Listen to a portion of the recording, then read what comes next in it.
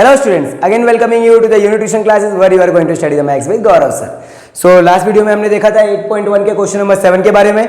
Again एक important question पे आते हैं. 8.1 का क्वेश्चन नंबर 8. बोलना क्या चाह रहा है, क्वेश्चन को समझो. अगर क्वेश्चन समझ गए तो आंसर आ गया. देखो फाइंड, कुछ फाइंड करना है. फाइंड द वैल्यू, मतलब किसी एक चीज की क्या फाइंड करनी है, वैल्यू फाइंड. पहला कंडीशन क्लियर कि किसी एक चीज की क्या फाइंड करनी है, वैल्यू. किसकी वैल्यू फाइंड करनी है बच्चों, y की. किसकी वैल्यू फाइंड करनी है, y. अब देखते हैं कि क्वेश्चन में y है कहां जिसकी वैल्यू फाइंड करनी है. फॉर विच द डिस्टेंस, अब डिस्टेंस बोल दिया मतलब डिस्टेंस फॉर्मूला यूज होगा.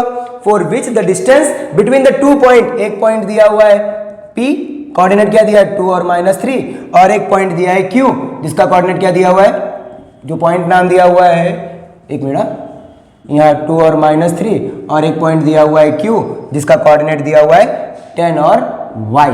हर बार आपके पास डिस्टेंस फाइंड करना था. अब इस बार क्वेश्चन में क्या किया पता है, डिस्टेंस आपको दे दिया.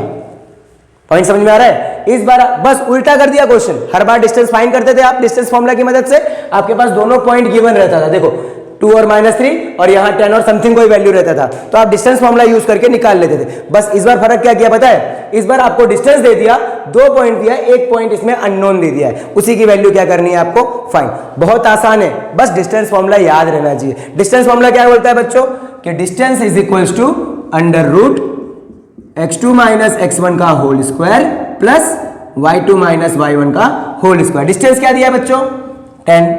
ठीक है, अंडर रूट x2 की वैल्यू क्या बच्चों, यहां इसको दे देता हूं x1 y1 और इसको दे देता हूं x2 y2. मेरी मर्जी है ना, मैं जो चाहूं वो करूं.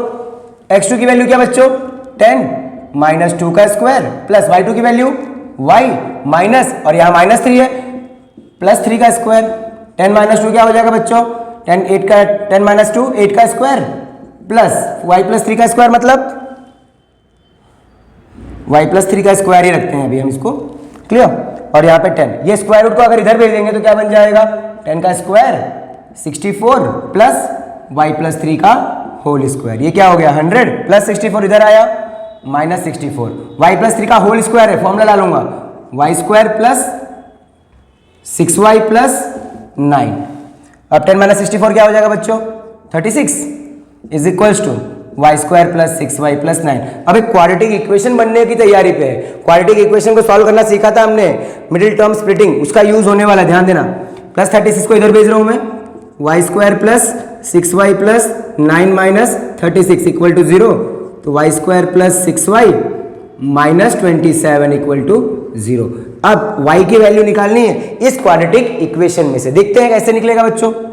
क्वेश्चन क्या है हमारे पास, y square 6y minus 27 equal to 0. Multiply करने पे 27 प्लस माइनस करने पे 6. याद होगा मिडिल टर्म स्प्लिटिंग किया था. अगर नहीं क्लियर है तो एक बार आगे वीडियो देखना तो आपको क्लियर हो जाएगा. मल्टीप्लाई करने पे 27 प्लस माइनस करने पे 6, तो y square plus 9y minus 3y minus 27 equal to 0. y common आएगा, y प्लस 3 माइनस 3 कॉमन आया, y plus 9 equal to 0. y plus 9 common आ गया, दूसरा क्या आया y माइनस 3 इक्वल टू 0.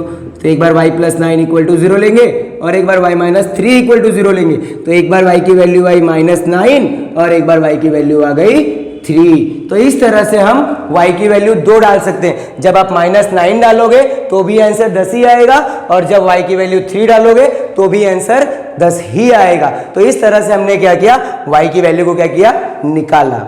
मैं होप करता हूं कि आपको समझ में आया होगा. कहीं पे भी कोई प्रॉब्लम होता है कमेंट सेक्शन में आप पूछ सकते हैं. तो मिलते हैं नेक्स्ट वीडियो में, तब तक के लिए बाय बाय.